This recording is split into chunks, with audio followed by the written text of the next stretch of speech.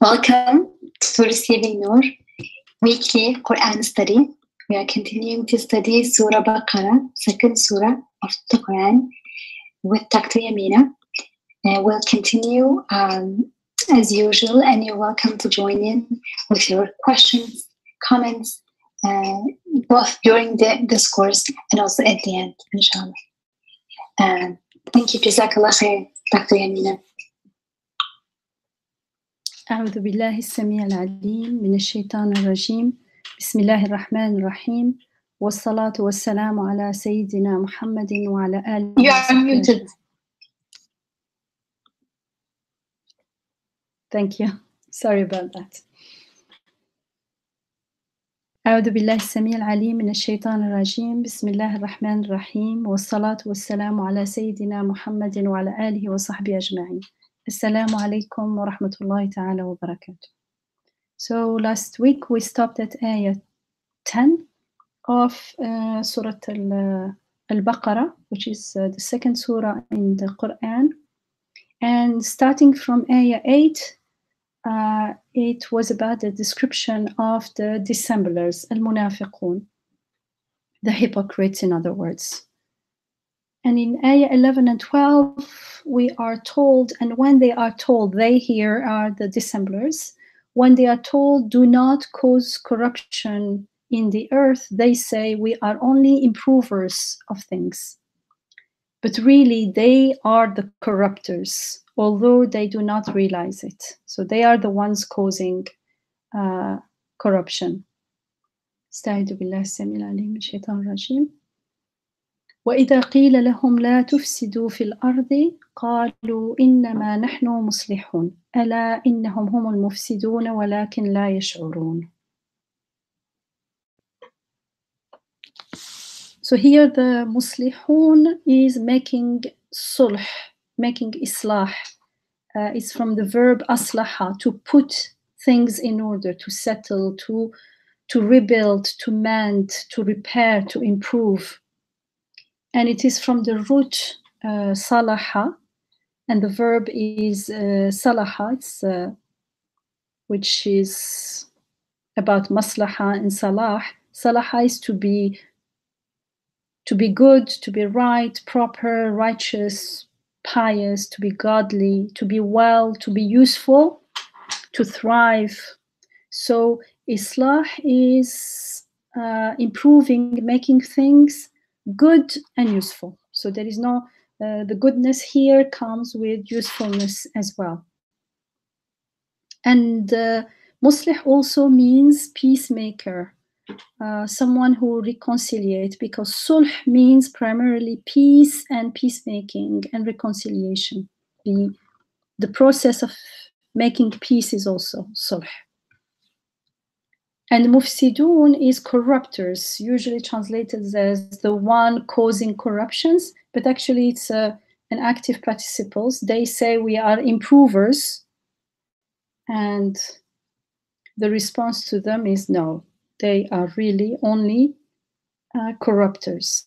So in the preceding ayat, in ayah 9 and 10, we learned the crimes arising from dissembling, from nifaq, from hypocrisy. I'm using dissembling because hypocrisy can be used in different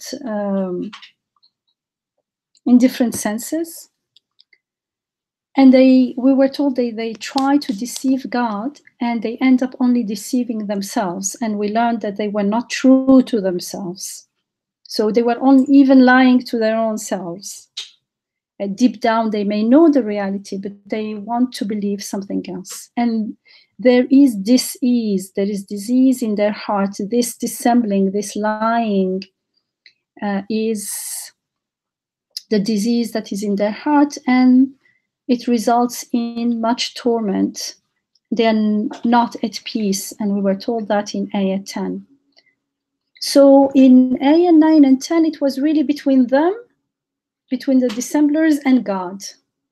And now in ayah 11 and 12, it is related to how their dissembling, their nifaq, affects others around them. we are told that they spread corruption. So if they're spreading corruption in the earth, it means this corruption is affecting other people and other beings. It's affecting everyone on the earth.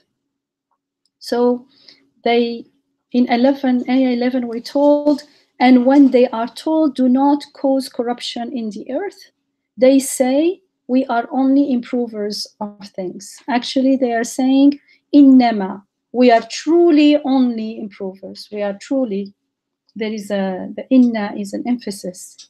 But really, they are the corruptors, although they do not realize it. The fact that they are told, do not cause corruptions in the earth, implies that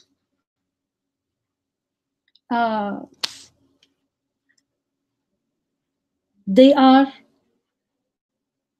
doing something. They are causing corruption. Otherwise, if they were not causing corruption, no one will tell them, stop causing corruption in the earth.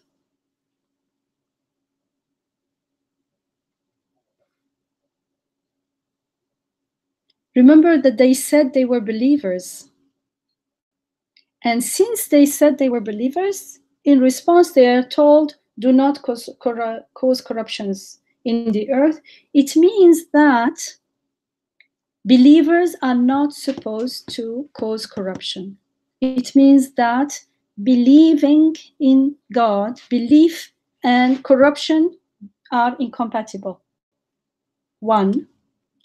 And it also means that they are flagrantly, openly causing corruption, that the people around them are seeing it and witnessing it. And so, otherwise, how would they know they were corruptors? So obviously, they saw their corruption, they witnessed it.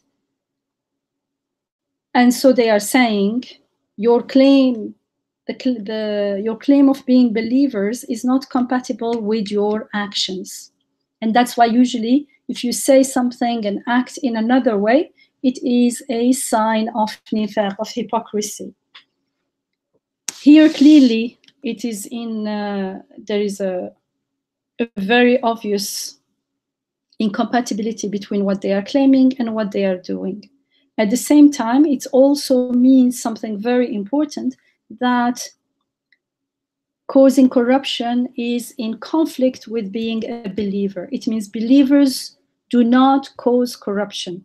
Believers only are muslihun. They know that the believers are muslihun, but they must be doing something else that the people around them are telling them, or they are being told, stop corruptions. So if this is a sign, if someone claims to be a believer and then what their actions cause islah, cause goodness and is useful to others, that's fine. That's how it's supposed to be. But if what they do is causing harm and corruption and depravity, then there is a problem. It means their claim is false. And the fact that they immediately defend themselves, they go to defense immediately without weighing what's told to them, without reflecting on what is told to them, is also an indication to their being not close to the truth. They are not open to listen to the truth or find out the truth of what they are doing. And it is an indication of their being obstinate and unwilling to reconsider their positions, as if they are sure and certain that their position is the right position. And this is a sign of arrogance as well. And it is a sign they have no wisdom, they are not wise, because a wise person, however sure they are of themselves, at least they will stop and say, let me consider, are they saying something that is relevant? Maybe there is some truth in what is being told. And after reflection and asking people around and reflecting, you find that it's not true, then you can reject it. But if immediately they defend themselves and immediately reject what is told to them, This is a sign to obstinacy, unwillingness to be open to the truth. And this shows that they are most likely corruptors, because corruptors won't admit to their crimes. And also the fact that very quickly they go to the defense state, defending themselves, is an indication that deep down somewhere, they know that they are corruptors, but they don't want to face their reality, their wicked reality, because everyone wants to see themselves as good people. And so they want to justify their corruption as good and useful, as islah. Otherwise, it's not easy to do corruption, to harm others, and openly admit, even to themselves, let alone other people, that they are really wicked people doing wicked things. This is not easy to accept anyone for anyone. But it does not mean that they are not corruptors, because deep down they know, and that's why they hurry to defend themselves and to silence the people who are giving them advice by trying to offer evidence and like silencing them. They are asserting, emphasizing that their way is the right way. And we know, we are told in the Quran, بَنِ الْإِنسَانُ عَلَى نَفْسِهِ بَصِيرَةٌ وَلَوْ أَلْقَى مَعَاذِيرَهُ. Human being is a witness against himself, even though he may he may veil himself, he may bring up lots of excuses.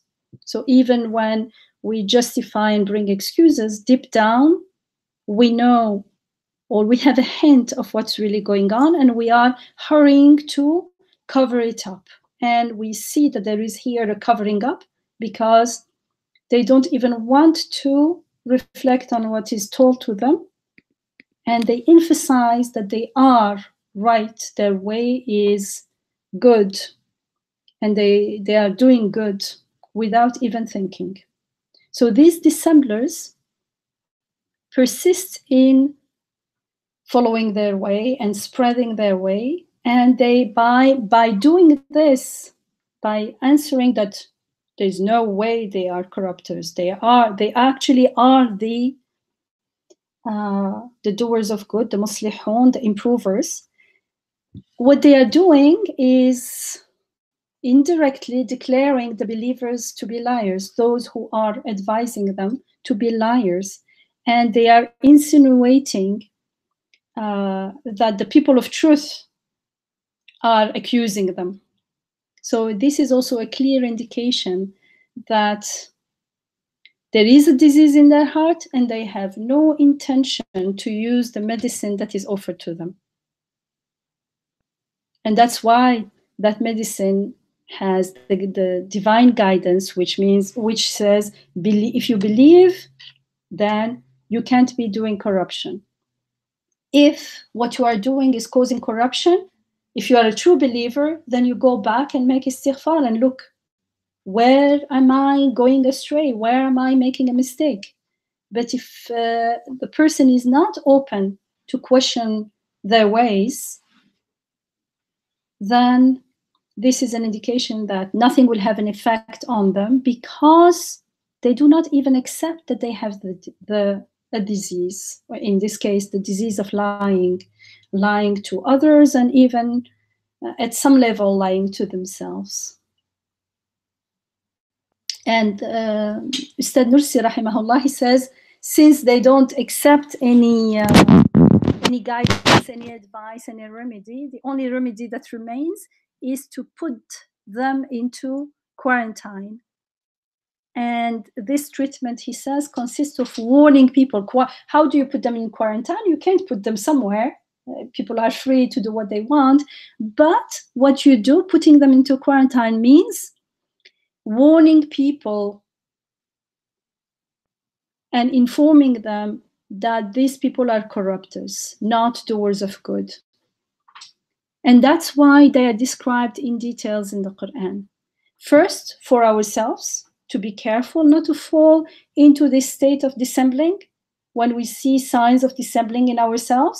If we are sincere in following the path of goodness, the path of guidance, the path of true belief, the path of God consciousness, of taqwa, then immediately we would be willing and open to come back to ourselves and question our ways and what's going on, that my actions are like this, and make istighfar and make tawbah. Tawbah is going back and changing our ways. And another reason the Quran describes the dissembling in such details is to be aware of the characteristics of dissembling. So we can recognize them within ourselves and within others. And so if we can recognize these characteristics clearly out there, then we can protect ourselves. And we won't trust blindly anyone just because they said they are believers, but if their actions consistently belie and contradict their claim of belief, then what do we believe? We believe in their actions, not in their claims. As Abu Bakr Siddiq radiallahu anhu, he says, نحن نحكم بظاهر. We look at you, what you do. We can't open your heart and see what's in your heart. We'll judge according to what you do. And the phrase "do not spread corruption in the earth," لا تفسدوا في الأرض, indicates that this prohibition, do not, it's a prohibition, but it is given in the form of advice. So if in the Quran the prohibition is given in the form of advice, this is a teaching for us. We cannot coerce anyone, especially when it concerns belief. You can't make someone genuinely a believer if he doesn't want it. It's a personal, individual choice. So it has to be given in the form, although it's a prohibition, it must be given in the form of advice and not coercion. And how do you give it in the form of advice? You can try to persuade people to give them evidences or something, but at the end of the day, it's their choice. We cannot use any force. It doesn't make sense. It contradicts the very concept of believing and surrendering, because believing and surrendering is a free choice, willingly surrendering to God.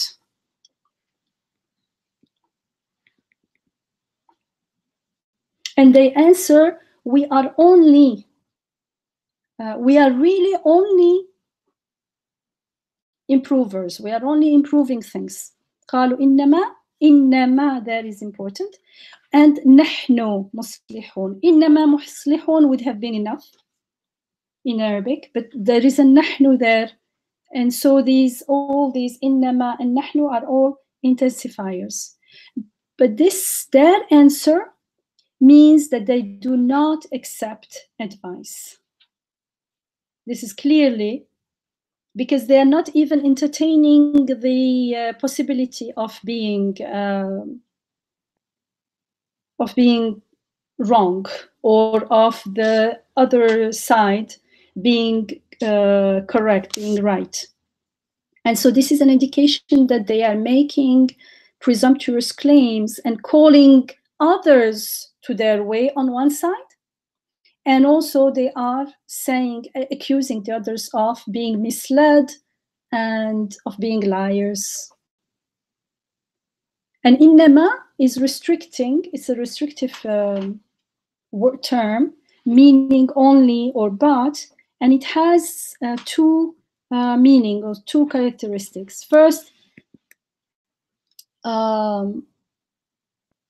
it signifies something known, because innama, as if something that is known, either it is known in reality or at least allegedly, and it infers because they are using such a strong emphasis, it infers total depreciation of the one offering the advice, the one telling them do not spread corruption. The way they are answering is very strong. They are accusing the other. How can you say this to us? Like, who are you? You are not. You're not looking properly. We are the improvers, as if. So the dissemblers are persisting in their ignorance, and they refuse to listen or at least question their ways, as a true believer would do.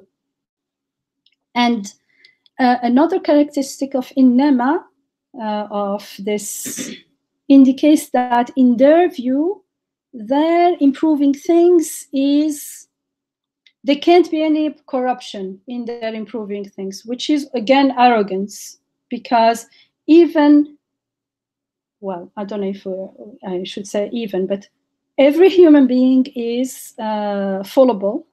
And so if they were truly genuine believers, they would have much more humility.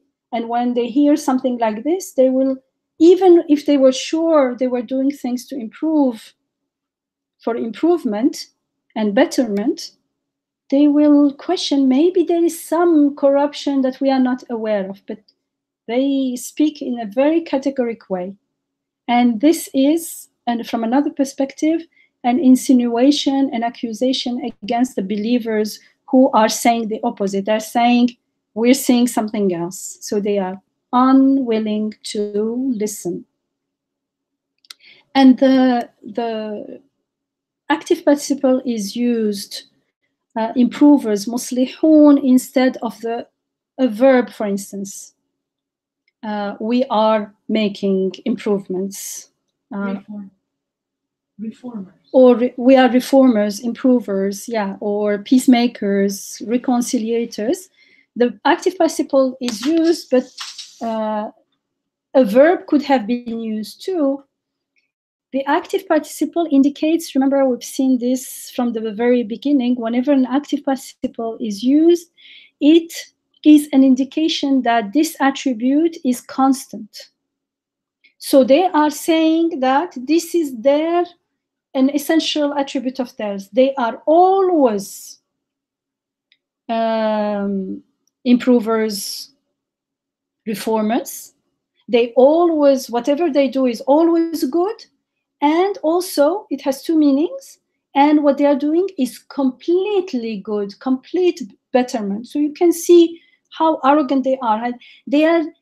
It's clearly defending. They are defending themselves. They are using words so that they leave no hole for someone to say the opposite of what they are saying. Very strongly claiming that not only they are reformers, but they are using an attribute that they think, or they are using muslihun or muslih for one person. It is constant. It's an attribute of theirs that's constant. And what they're doing is complete betterment and reform and restoration. But in saying this with such an emphasis, they are also dissimulating. You can see when someone is defending themselves with too much zeal, you start questioning. You start, how do you say, not questioning, but you become suspicious. Something is going on here. What are they hiding?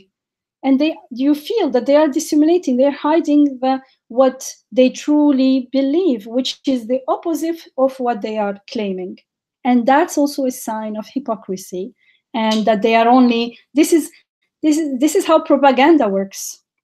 They are very good at propaganda. And then we're told it is they who are spreading corruption, but they perceive it not. Ala innahum, and the answer comes also with emphasis. Ala innahum hum al-mufsidun, walakin la yash'urun. And hum there is also an intensifier because it's not needed in Arabic. The they is like repeated twice. It is they who are spreading spreaders of corruption, corruptors. So the Dr. Yamina, yes. Can I add something here from Sure. That's Tevilat, the one that's attributed to Ibn Arabi. There he says that the reason why they don't feel that they are corrupting is that they consider reforming things, improving things as enhancing lowly pleasures. Yeah, their understanding of reform is not the understanding of reform that we'll understand, like, and has nothing to do with akhirah first, with lasting life, and it's like, for instance, enhancing entertainments that only speaks to the base instincts of human beings. For instance, for them, they say this is very good, we are entertaining people. Yes, but you are entertaining people, taking them away from their true humanity and away from preparing for their lasting life.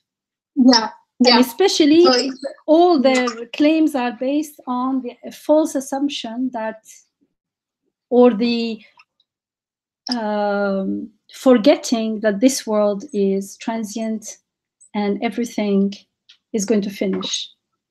The moment you put that factor in, what they say becomes all nonsense. Yeah. But are they responsible for something that they're not aware of? It says وَلَكِنْ لَا يَشْعُرُونَ. They don't feel it. They are not aware of it. They don't sense it. Yes, they are. We'll get back to that. But because so far, it could seem like there's one party that may be first victim of yes. Allah ala qulubihim. Yes. That they are victims. No, but they are not victims, because that is a choice that they make. That's a result of a choice they made from the beginning. It's like, let's say, you say someone was... So their hearts and their hearing... I'll read in Ayah 14, which we won't be able to consider today. It says, and when they meet those who have believed, they say, we believe. But when they are alone with their Satans, with their evil impulses, they say, we're really with you. We were only mocking them. وَإِذَا لَقُوا الَّذِينَ آمَنُوا قَالُوا آمَنَّا وَإِذَا خَلَوْا إِلَى شَيَاطِينِهِمْ قَالُوا إِنَّمَا مَعَكُمْ إِنَّمَا نَحْنُ مُسْتَهْزِئُونَ. So it's going to more... each verse will clarify that it is a choice that they are making, but they are unaware of the enormous consequences of their choices. It is not that it's a disability. It's not a disability. It's not that because they can't see or hear or it's not. It's understand or sense that therefore they're reaching. That's a good question. Fallacious. That's a good question. Conclusions. That's a good question. Those disabilities are not what caused them to be there. They are the result of their choices. They become less and less sensitive to the truth, and in akhirah they will be resurrected, we are told in other places, totally blind, and they will say, why are we blind here? They say, you were blind there, and you were blind, you were closing your eyes there, you didn't want to see the truth, that's why you became blind. It's like someone has a very healthy body but never wants to even move their arms, so the arm atrophies. So, and then they become really unable to do anything with their arms. But that's not And you say they are unable to do anything because their arm is atrophied. Yes, but they are the one who caused it to be atrophied. Ya Latif, yes, that's why it's such a, how do you say, such huge thing. Very scary that we are again and again in the Quran, God in his mercy, this is huge, this is mercy, telling us there is such a situation, be careful for yourself and be careful around you. Because first, if I do it, it has huge consequences. Second, even if I'm not following that way, if I am close or I foolishly or naively, let's say, trust in someone like that, because I trust in human nature, it's good, but this person especially has corrupted their human nature, they may cause me much harm. They are very dangerous, but not in a way dangerous like a criminal going around, a serial killer or something. In very insidious ways, they can harm you.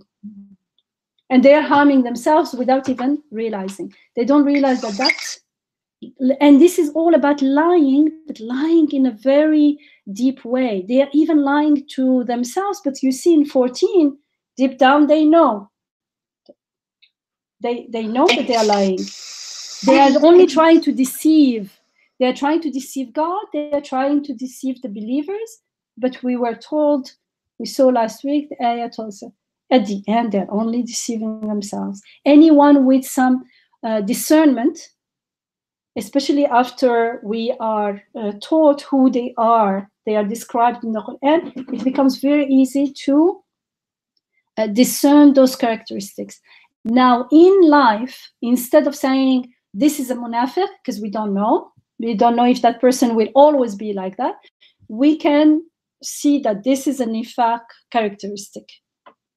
I think it's better to go with characteristic than with labels, because when we label, people change. We also can show characteristics of nifaq when we did not mean it, and we may be open to go back, inshallah, when we realize it. So it's not about labeling, but it's about being aware of it and protecting ourselves and from nifaq outside as well. And one thing that was mentioned earlier was that in this surah, there were only like maybe 2 verses on kafirun, but more than 10 verses on munafiqun. More verses are spent on dissemblers or hypocrites than outright rejectors. And one of the reasons was that there is a potential there that they can be encouraged to change. So that is, I think, is relevant here as well. 2 things he said. One, it's very dangerous because it's hidden and insidious. Second, because those people can have the potential to change as well. The moment they decide to stop lying, they will change. And that's why it's speaking a lot, because it's speaking to the munafiq in me as well, to the nifaq in me. So just like it's speaking, whatever the degree of nifaq there is in one person, it's going to, there is this potential of letting go and changing. That's why God is repeating again and again and giving us all the details. So if it's about us, we will really get to know, get to see the nifaq, and we will get to see it in others and pray for them, because it's if you look at history, all the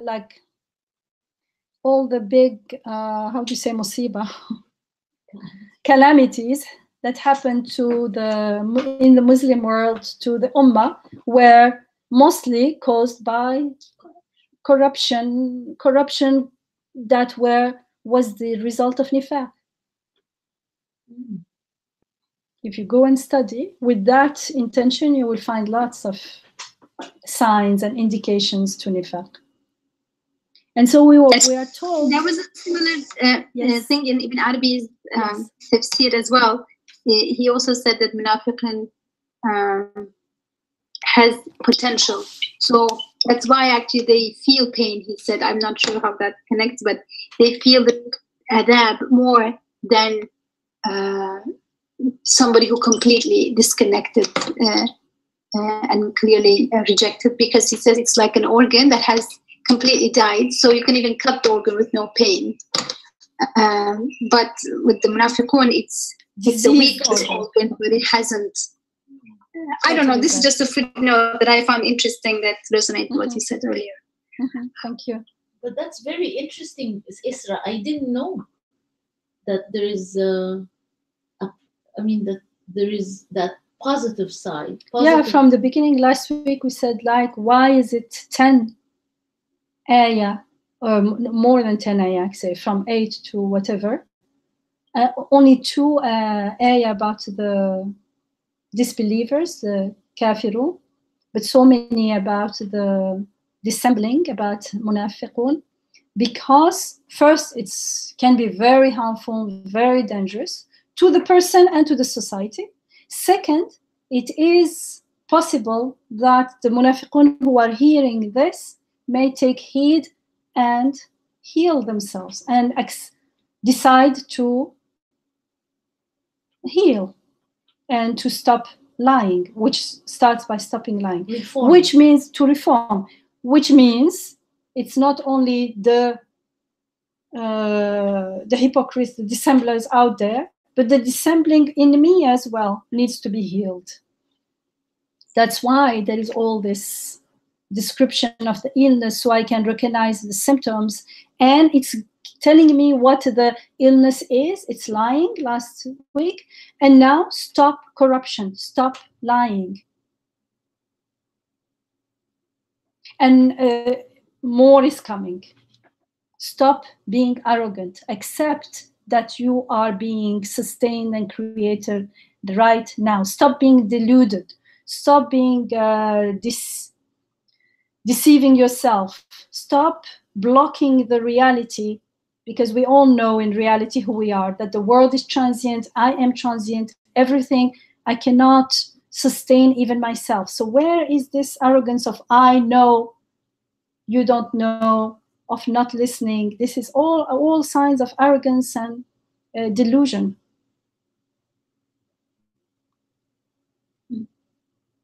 And that's why it says, أَلَا إِنَّهُمْ هُمْ الْمُفْسِدُونَ. So it is they who are truly the corruptors, those who spread corruption. So it's, although as is saying this, they, in reality, their inner state, when someone is lying, when someone is arrogant, in this state itself is a state of corruption. It's already corrupted the reality, that lying is a corruption of reality. And so they're outwardly claiming to be righteous, it's a deception. They are only deceiving themselves, because it will not benefit them. And they won't be able to fool anyone. They won't be to fool the perspective and discerning among the people, among the believers, let alone God. They are only deceiving themselves if you lie this much.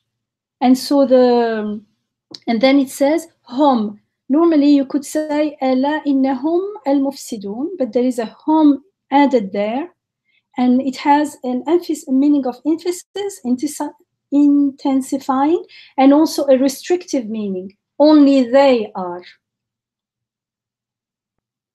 And it counters and refutes what they said. إِنَّمَا نَحْنُ. They also made we are truly the reformers. Here it's saying, no, you are truly the corruptors. And there is a definite article, al-mufsidun, literally the corruptors, which means that what you see in them are the characteristics of those who corrupt, those who cause corruptions. And it is nice as well, because we're talking about characteristics. The person is not born a corrupter. The person can stop lying anytime and stop being a corrupter. But right now, as they are making these claims themselves are indicating characteristic of corruption. And then it says, but they perceive it not, ولكن لا يشعرون. And this contradicts their refuting the advice, because they say, we know, we are aware. But if you are not aware, how can you, in order to know truly that, if the aware wouldn't say something like this. That's why we say ولكن لا يشعرون, because the one who is aware would not claim categorically that I am a reformer and I never make mistakes. The more conscious you are, the more mindful you are, the more aware you are, the more you always are aware of the possibility of falling, the possibility of making mistakes. So you cannot, you won't use a language that is so categoric, because you always give the possibility of making mistakes. But the way they talk is itself an indication that beyond them, that they're absorbed. That they are totally, self-absorbed actually. And they're not absorbed. No, it's as though they're absolved from corruption. As if, yes, they are absolving themselves, which is a sign of arrogance, a sign of being deluded, a sign of being not truly aware. And if you are not truly aware, how can you distinguish between corruption and reform and improvement and betterment? And so how can you decide? So they're trying to fool others, but they're only fooling themselves. And so we understand that if they were truly righteous and sincere, they'd listen to the advice, and at least they would look into themselves. They don't take everything for granted, because a sincere person would worry about the possibility of being a corrupter, because it's a big thing. You don't want to harm a fly without any reason. How can you imagine someone comes and say, you are causing corruption in the earth, not only in your house, in the earth. This is big thing.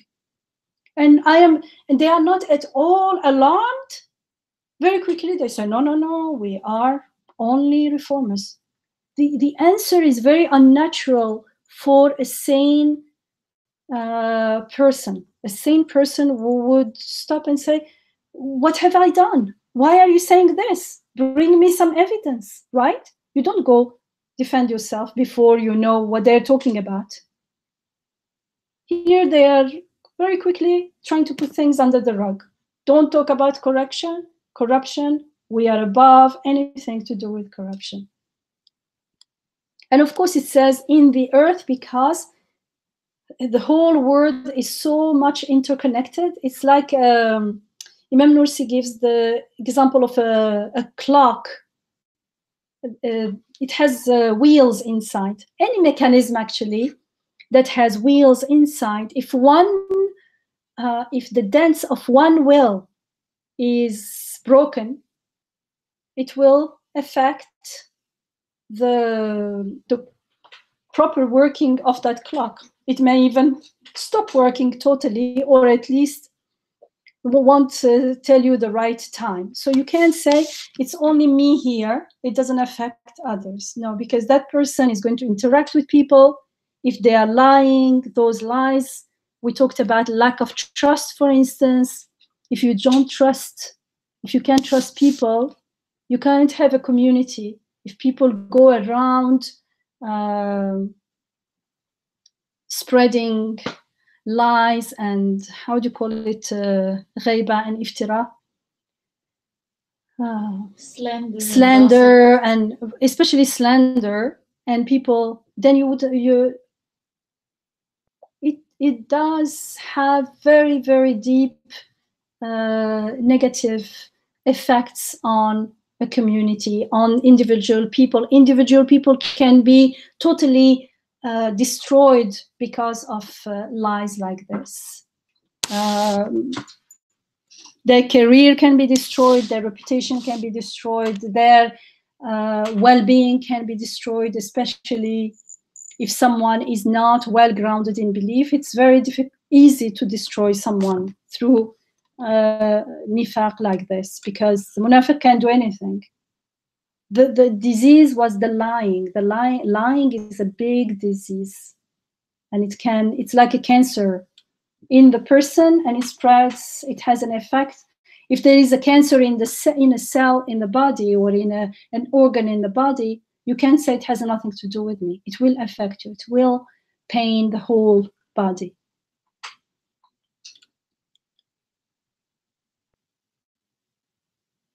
And the evidence of their insincerity is revealed in the next ayah, ayah 13, where we're told, and when they are told, believe as other people believe, they answer, should we believe as the fools do?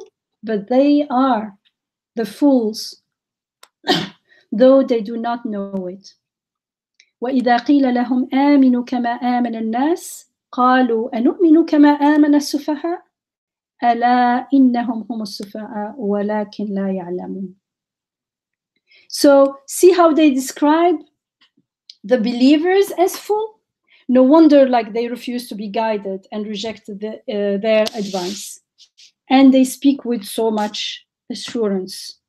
It's interesting how they are called to believe as other. I'll come back to that, because in ayah 8 they had said we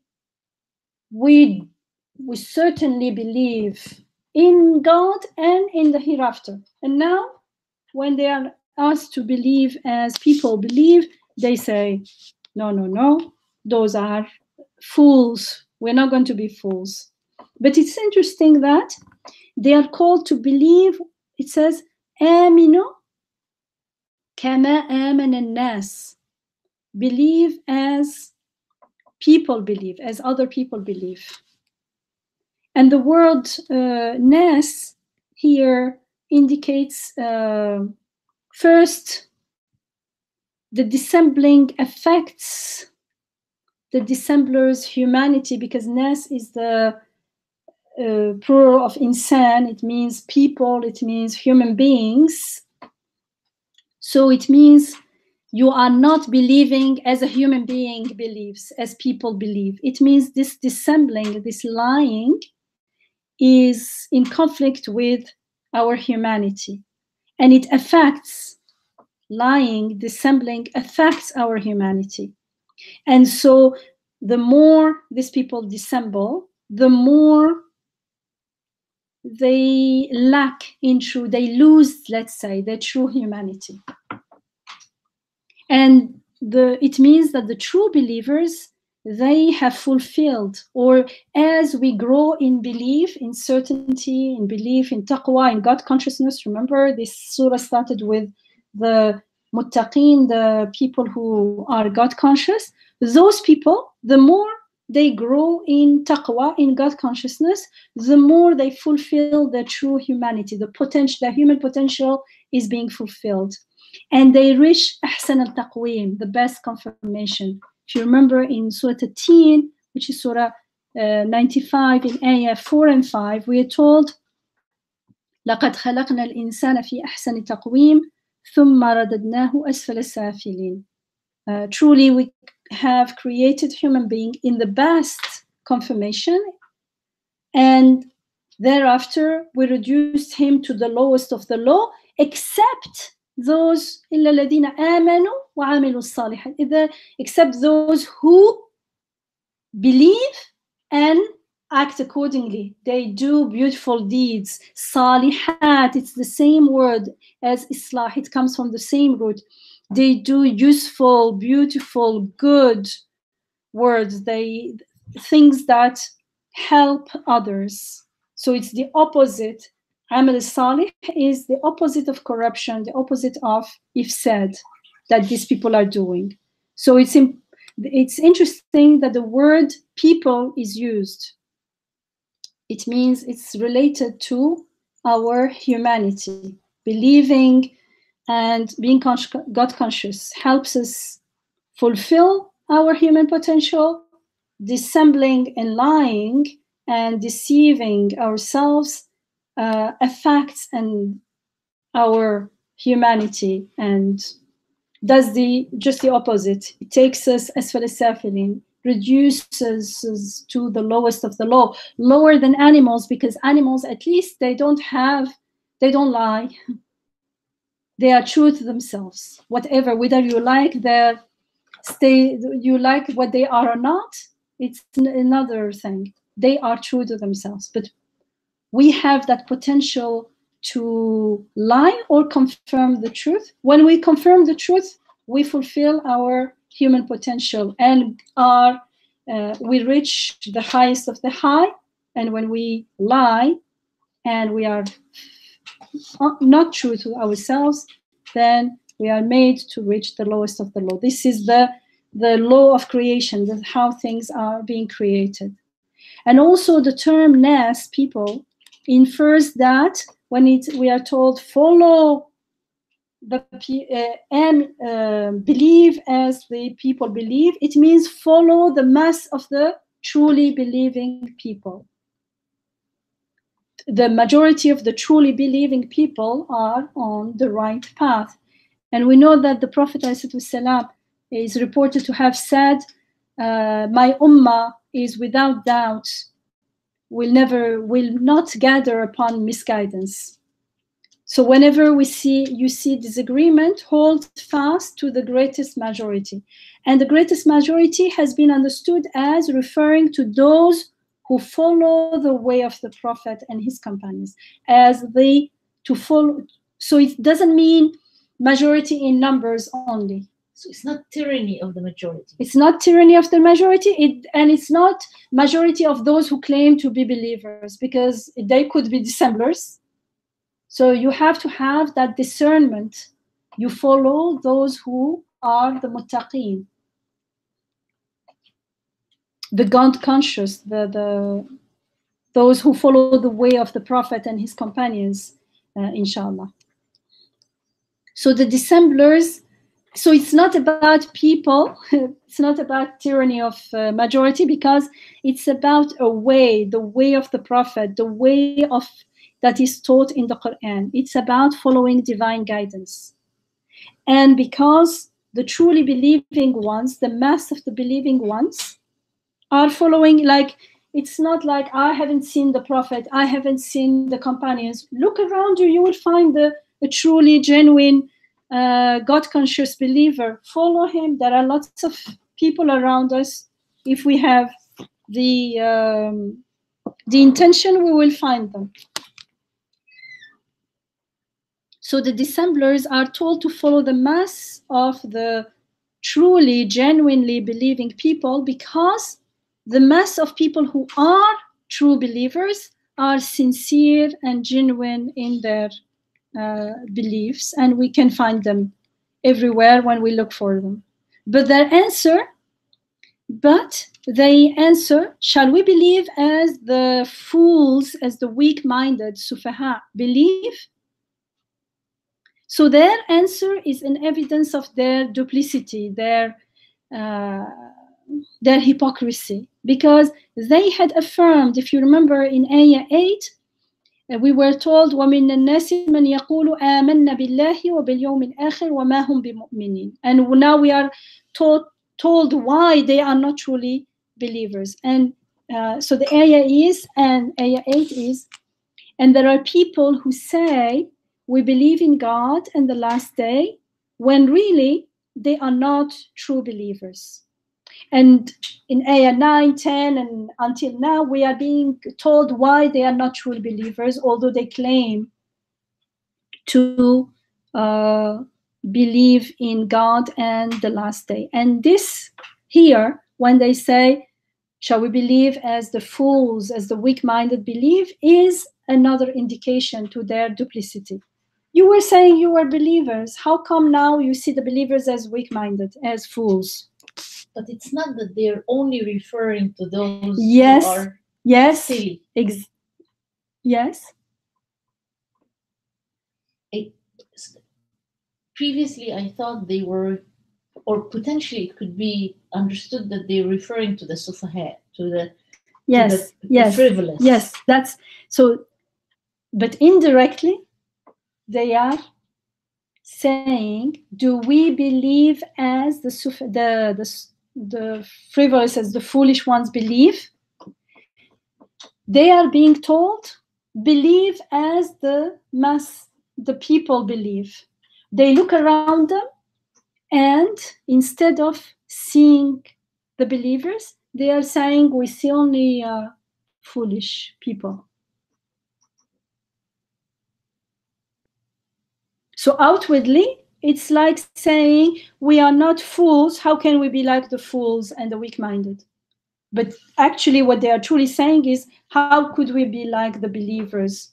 Because most of them are fools, and we know in history they usually, not only with the rise of Islam, but with all other religions before as well, they will say the poors and the paupers, and are we going to believe like them? Because their criteria for not being fool is, for instance, power is something worldly. And so because they have criteria for worldly, what they see as worldly goodness that they were enhancing and spreading, they look at these people, and for them, these are poor. They are not they're not people who indulge into their base animalistic, let's say, desires. So who are these people? They don't know how to enjoy themselves as we do. So it looks as if they are referring to the fools. But if you take the whole ayah from the beginning, it's talking about believers. So they can only be referring, but indirectly, to the believers. And that's, again, can you see in the way the ayah takes it, makes us also, and indicates their duplicity. They don't say things directly. They are hiding behind that indirectness by not saying things fully. But if you are there is a little bit of discernment, you understand that who are these weak-minded, these foolish people who believe? Would God tell them, go and believe like the weak-minded? They are being told, go and believe like the people believe. The people, all the people around them are all weak-minded. Why the comparison with other people? Why is this the bar rather than believe in Allah? Why do I have to believe in Allah, for example, like other people do? Why can't they just believe in Allah? They know that they need to believe in God and the hereafter. That's what they said in ayah 8. Now the problem is in how they are applying this, doing it. So it's saying, go and see how it's done. If you are truly sincere, you believe in God, that's not how it's done. Because they know that, they already said it. And so they are actually indirectly accusing the believers of being fools. And for them, fools, sufaha means fool, weak-minded, paupers. And then the ayah continues and denounces their dissembling. It says, but they are the fools, though they do not know it. أَلَا إِنَّهُمْ هُمُ السُّفَهَاءُ. Because if someone is obstinate to this degree and ignorant without realizing it, because if someone doesn't know, if someone is sincere and humble, then if I don't understand something or I don't know, I don't immediately give an answer. I don't give an answer. I ask questions.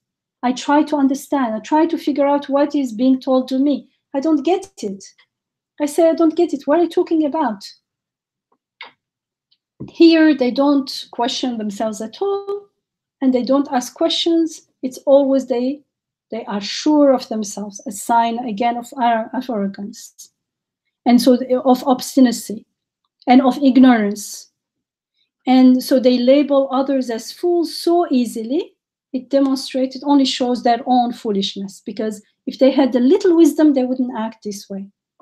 And it says at the end, وَلَكِنْ لَا يَعْلَمُونَ, not لَا يَشْعُرُونَ. Before it was, they do not realize it. Now they don't know it. Why?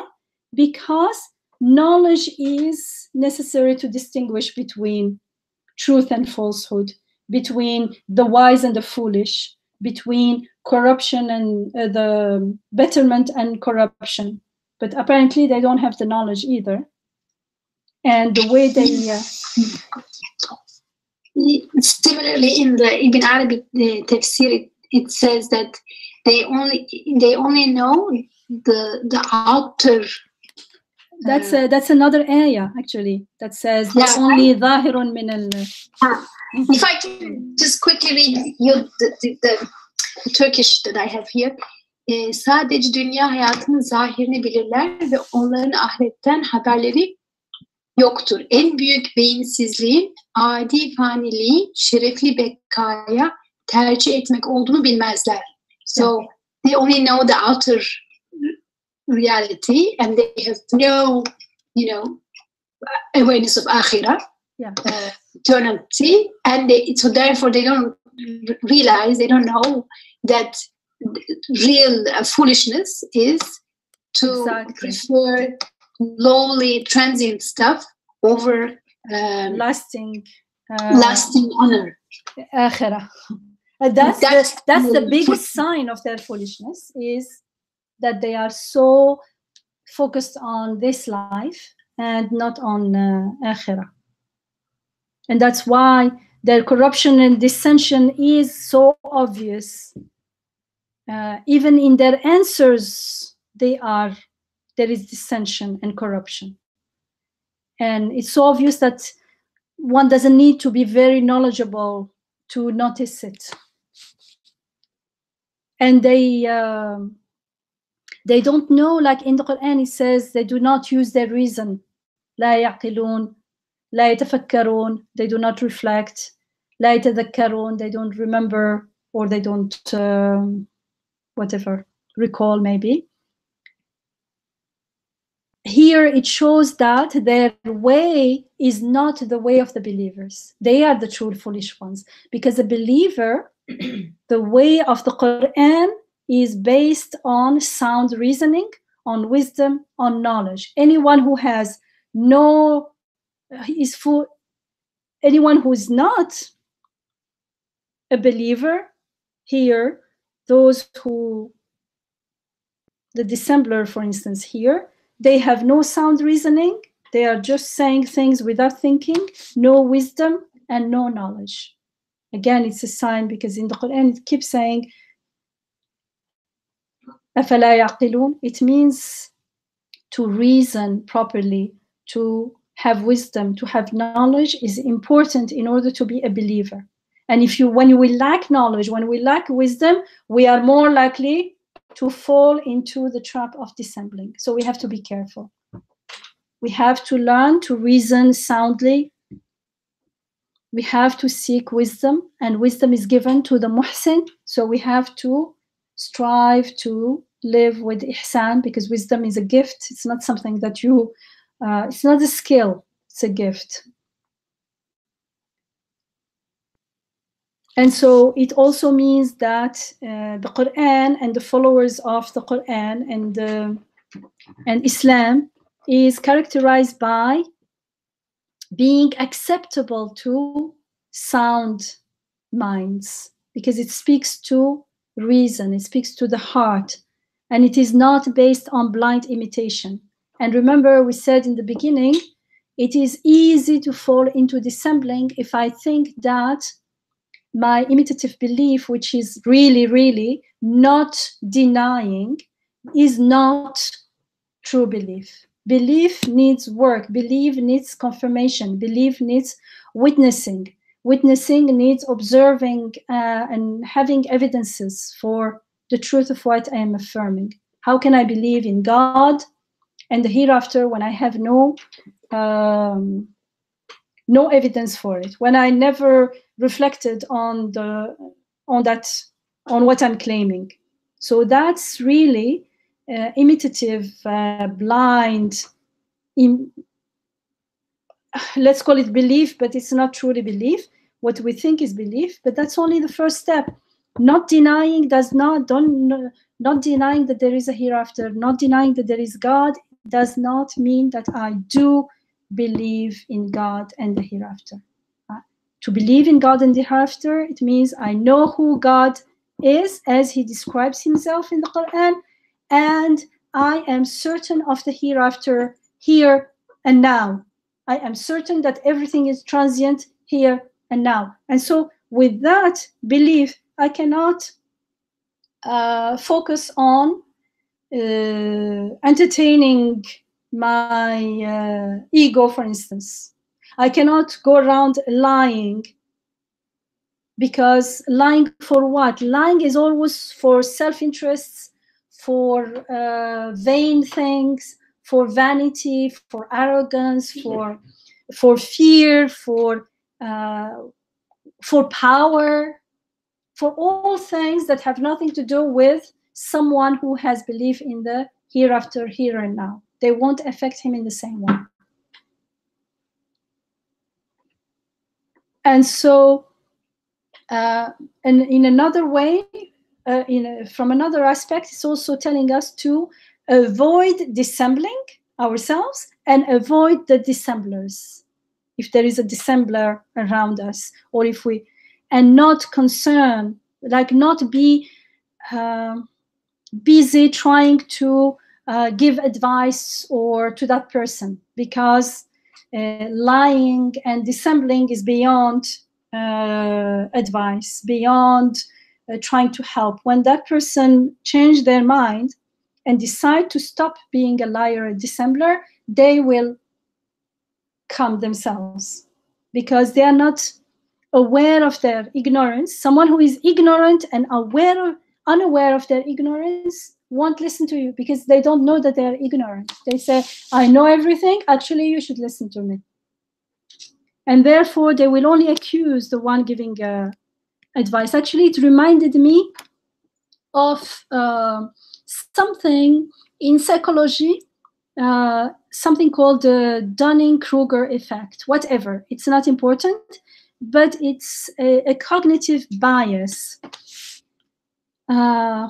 which means it is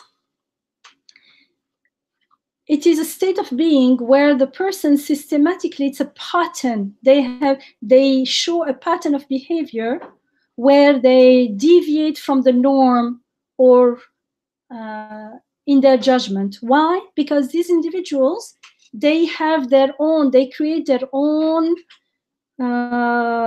subjective social norms, social reality, let's say, because of their distorted perception, and they use their own construction of what they think reality is, and their behavior, they respond to their interactions in the world will be according to their own misperception rather than what is out there. Okay, you can say everyone does this, yes, to a certain degree, but when it becomes like people who are unaware of their ignorance, it can take how do you say, it becomes like their way of being and perceiving the world in everything. They distort everything. So their judgment is always inaccurate. Their interpretations can go beyond the logical, beyond the rational. So it's like a, how do we say something that's not normal, but not psychotic, but pathologic. It's a pathological, because we all do this in certain areas to a certain degree. But if we do it in many areas and in a a very intense degree, then it becomes an illness. And that's why this cognitive bias, it's usually people of low ability, but they have the illusion of being superior to everyone else. And they mistake, they assess their abilities as greater than it is, and therefore greater than the people around them. But actually they are lower than average, but they think they are the best. And this bias of illusory superiority is the result of their inability to recognize their own ineptitude, their inability to recognize that they don't know. It's called like a meta, let's say, meta-ignorance.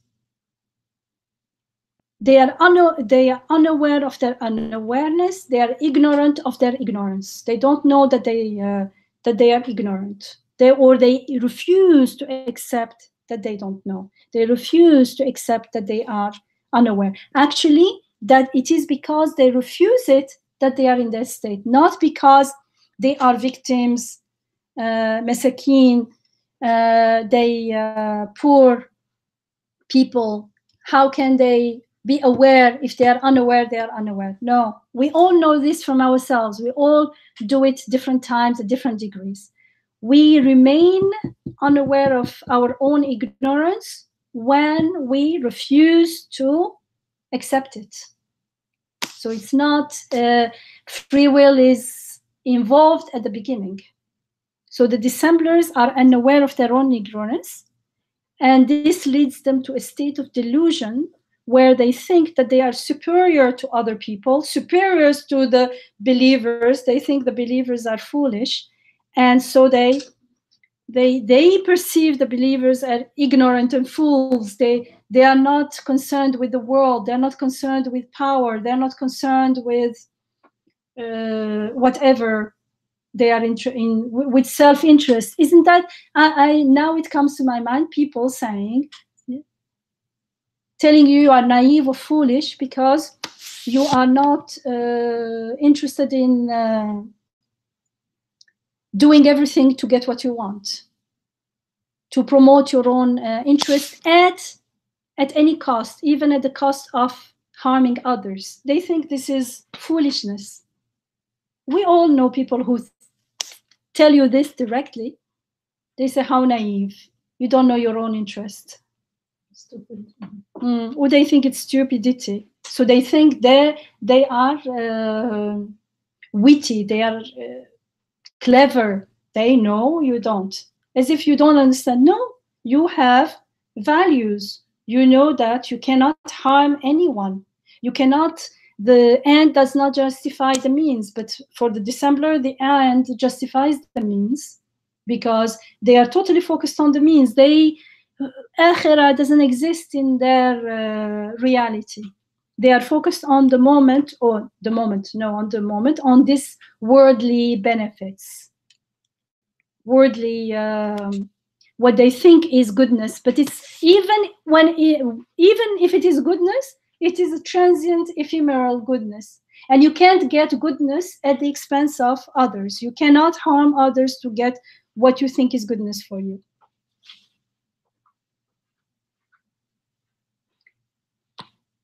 And that's why it's useless to offer them advice, and they should be shunned as much as possible, because it's only those who realize that they are ignorant or that they may be ignorant in some area that can benefit from advice and from guidance. They are closed to guidance. They don't want, because they already have made up their mind. They have set their goal and they think they know how to get it. They get it at all costs. And so when they answer, shall we believe as the weak-minded believe, it indicates a kind of annoyance, as if they are irritated. And also, from another aspect, it shows their stubbornness, their arrogance, how conceited they are. because they insist on being right. And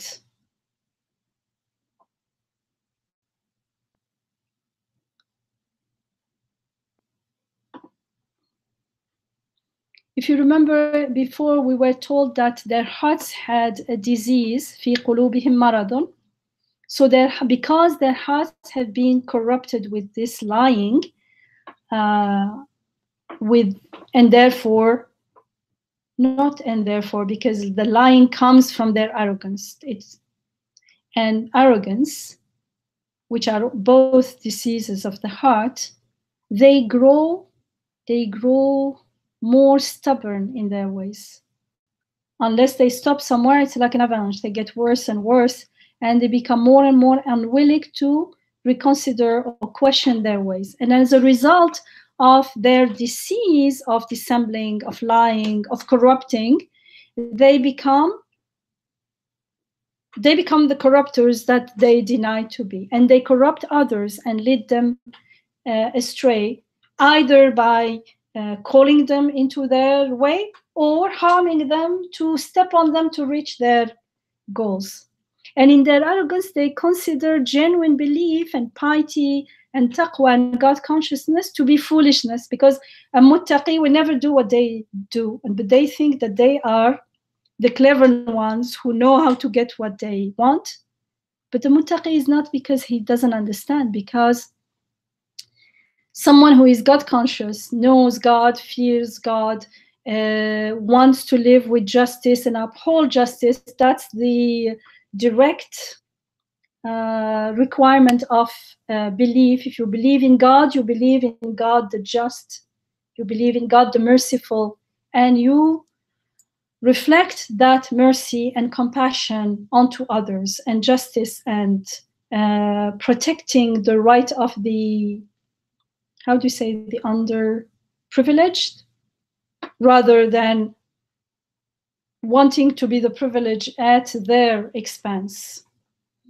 And so that's not foolishness, that's righteousness, that's true goodness, that's wisdom, that's true wisdom, because that's living life with the certainty of akhirah and here and now. Why should we corrupt our heart, corrupt our humanity to get something that is transient, that will never remain in our life? You can be you have all the power in the world, you're not going to take it with you. You will leave it here. Just look at the pyramids in Egypt. The pharaohs went, or you can go and see one of the pharaohs' mummy in the museum. In the British Museum in London. That's it. It's a small little.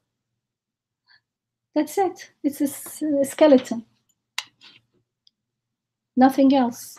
All that arrogance was all based on an empty bubble, on lies.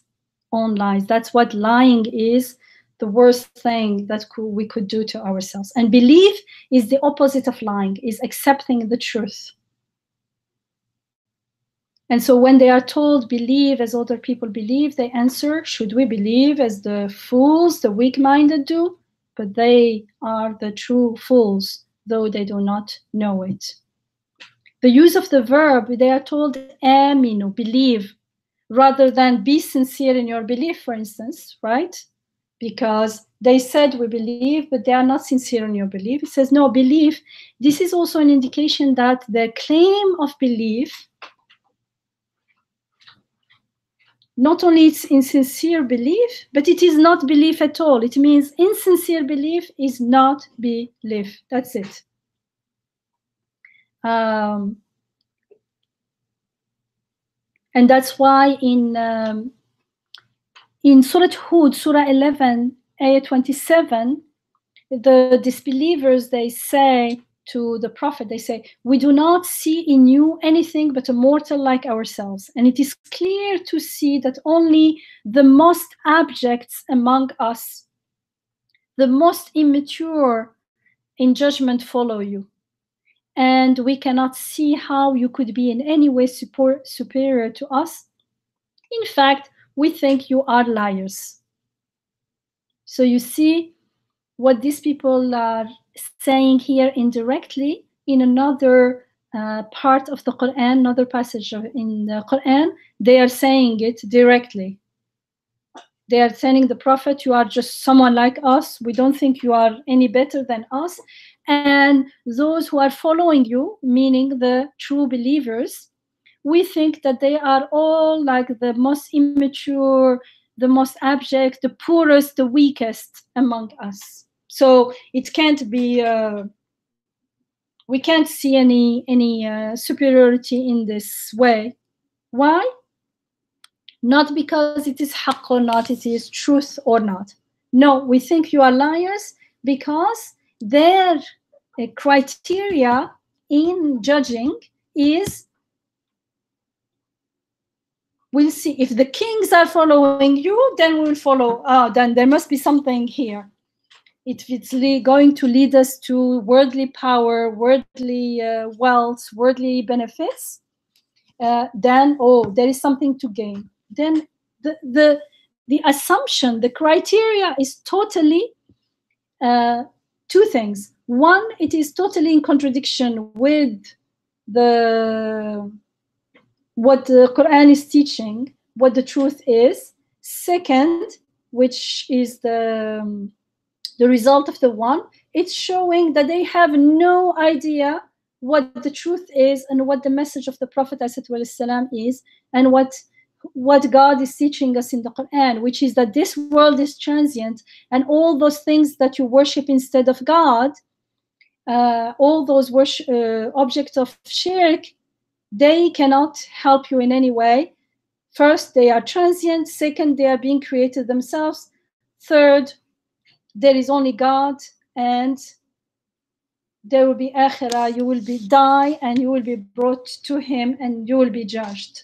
So they have no idea of what they're talking about. They have never listened to or at least they have, even if they have listened to it, or even if they understood the message of the Quran, the message that the Prophet ﷺ brought, they are not accepting it, and they totally ignore it and say they are still judging the Prophet ﷺ and his follower by their own criteria, which is totally worldly, has nothing to do with akhirah, has nothing to do with the truth. And it's totally erroneous because it's based on a deluded and erroneous perception of the world, because the world is transient, the world is ephemeral, and there is no way someone can stop from himself or anyone from dying, however powerful or whatever they want is. So it seems that these dissenting people are people who love power and they love dominating others, and they don't want to surrender to the reality that everyone is equal before God, and this world, which they love so much, is transient and ephemeral. This is very important, because if this world is transient, all their claims and all their goals and all their desires and wishes are in vain. They make no sense. They cannot bring them true satisfaction. They cannot save them. They cannot even give them peace now, even if they were to fulfill all of their desires. And this is also an illusion that Islam cannot be made a tool of domination and oppression in the hands of the worldly and the high-ranking. And the worldly and the high-ranking are people who are dissemblers or have dissemblings in their hearts, people who are worldly because they believe in worldly power and in ranks, in worldly ranking, not in ranking in taqwa. And so we have to be careful, because those people can use Islam, use religion as an instrument of domination and oppression, which is a great harm to people, because people who are weaker in belief, they may be misguided in two ways. One is they may themselves be attracted to worldly power and worldly pleasures, and so they think this is the way, and so they are misled away from true surrender to God and true belief. Or their fitra is unspoiled, and so they say, if this is religion, if this is Islam, I am not in, because if it is about power and worldly benefits and dominating others and oppressing others, this is injustice, and I'm not in. So in both ways, they are going to harm those who are weak in belief, because those who are grounded in belief, those who are God conscious, they will know, they will recognize their dissembling, and they will know that that is not the truth. Because the truth is about a means. Islam is a means of upholding justice and right, and putting justice at the disposal of the poor and the needy and the underprivileged. And there is no privileging the powerful over the poor, because it's about justice and it's about akhirah. We are all going to die, and we all have to answer to what we say, and we have been created with that conscious in us, which also tells us to uphold justice and to not oppress anyone who is less powerful or weaker than we are. It's the opposite. If someone is weaker to you, you are called to help them and to support them. And that's why it says, but they are the fools, though that they know it, because they are the fools who put all their potential on transient worldly benefits and are unaware. They don't know about akhirah. They don't know that only things that look to akhirah are lasting. Only things, the aspect of good things that look to akhirah will benefit us here and now and forever. Anything else will only bring suffering because of the separation and because of the way they get it. They are not getting it because they are lying. They are not getting what they want through just means. And that's why it says, Ala innahum. Ala and inna. Truly, Ella there is like calling us to attracting our attentions, like you ought to know. There's an emphasis. You ought to know that they are true fools. Because who could be more foolish than these people who give up working for the hereafter because they're too arrogant to surrender to their Rabb, because they are controlled by their fleeting pleasures, because they give so much importance to their fleeting pleasures, and therefore to power and dominating others, often because people oppress the others to get power, to get money. Why? To do whatever they want. Whereas the believers whom they think are foolish, they work to earn eternal life by giving up living for their base desires and by working for higher goals. And part of the higher goals is serving others, helping others, spreading and reflecting the beautiful divine names in the world, and letting the beautiful names be reflected so that everyone gets to know God with his beautiful names. And it says, Ala innahum hum as-sufaha. There is, again, it indicates that it's constant. It goes constantly with their lying. As long as they are lying, they are fools. Their lying is foolishness, and that it also indicates that their foolishness is complete. Just like they were saying, our Islah was complete, our, what was it? Reform and improvement was complete. They used the active participle. Here, it's an active participle, constant.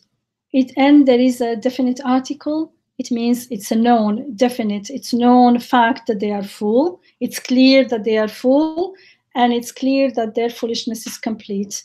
And it's not only, it's complete mean it has a very dangerous, very harmful, very damaging results.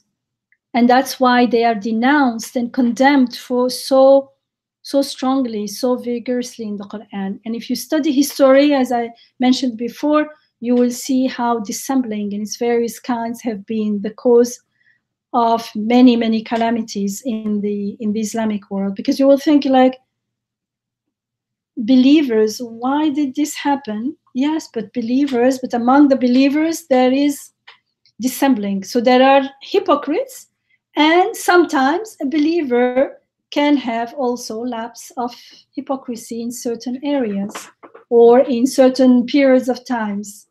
So we have to make isti'adah and ask for forgiveness and ask for help. And that's what we do when we recite Surah Al-Fatiha in the Salat. That's why we 5 times a day, 17 times, we recite Surah Al-Fatiha and we ask for help and for guidance, because if we go out of the path of guidance into dissembling, Hafadhan Allah, it's very, very scary. It's like a spiritual, moral cancer for the individual and for the community and for the society at large, for humanity. So may Allah protect us, and may He guide us to the right path, and may He protect us. سبحانك لا علم لنا إلا ما علمتنا إنك أنت العليم الحكيم وآخر دعواهم أن الحمد لله رب العالمين ودعوانا إن شاء الله. اللهم أرنا الحق حقا وارزقنا اتباعه وأرنا الباطل باطلا وارزقنا اجتنابه. آمين والحمد لله رب العالمين. Thank you.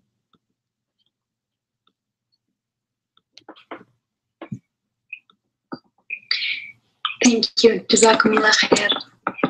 Are there any questions or comments at this time?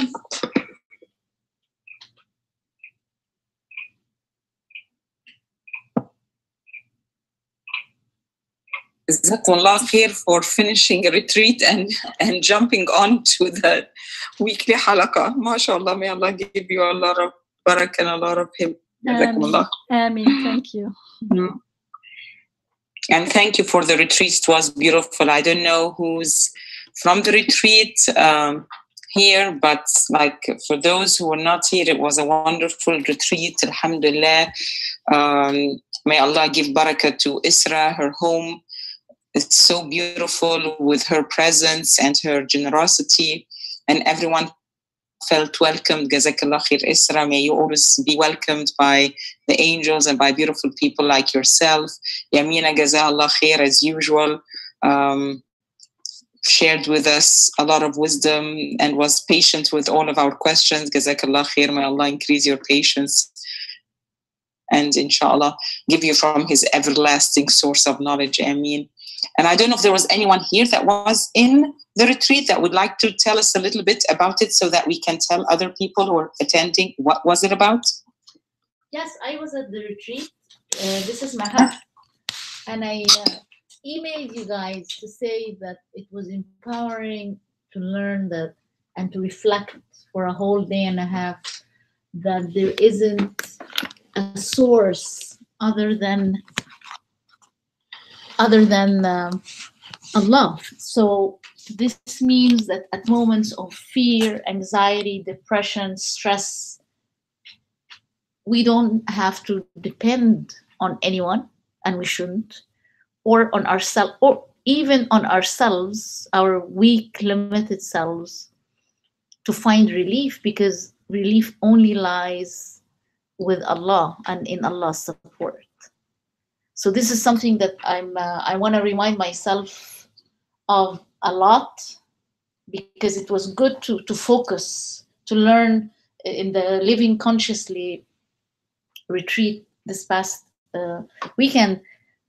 It was good to I like to focus on one concept that helps me change a lot of things, rather than learn about many things and then I feel like, okay, where do I start?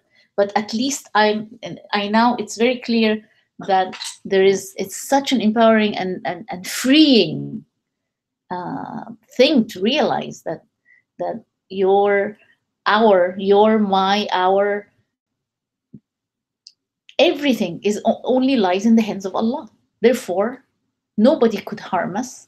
We only imagine that the harm comes from people or from things, and therefore, and we might give weight, undue, undeserved weight and importance to things that are never causes on their own. So that was good, and I'm pretty grateful for learning that.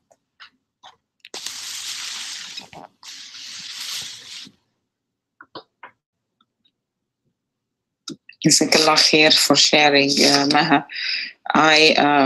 For me, a lot of the enjoyment was taking time to contemplate on concepts that Yamina brought forward to us. And those concepts were very helpful to go back and continue, inshallah, what we're doing together. And also the sisterhood that we felt, all of us being together, with Yamina and with Isra, that was amazing, and with everyone else. I just felt that everyone was sent for everyone, like this group was sent for each other. May Allah always bring us together with those that we need to be with, and put blessing in that time. Jazakumullah kulla khair. Thank you. Ameen. Jazakallah khair. Thank you, Jazakumullah khair. Jazakumullah khair. Especially, I'm grateful for all the du'as and beautiful du'as that were made, and the presence. The house feels different after all of you guys who shared beautiful moments. Alhamdulillah, and Jazakumullah khair, Yamina, for hosting the retreat. And for me, I think one of the new moments was when we talked about love, and this idea of when we love things, whether it's a person or our life, we can witness that Al-Wadud, the loving one, is manifesting through us, and to take away that fictitious I. That's something I want to dwell in. I felt it was very important, and I want to dwell more on it, and so many other things that came up. Alhamdulillah. Jazakumullah khair. Does anybody else wants to say anything?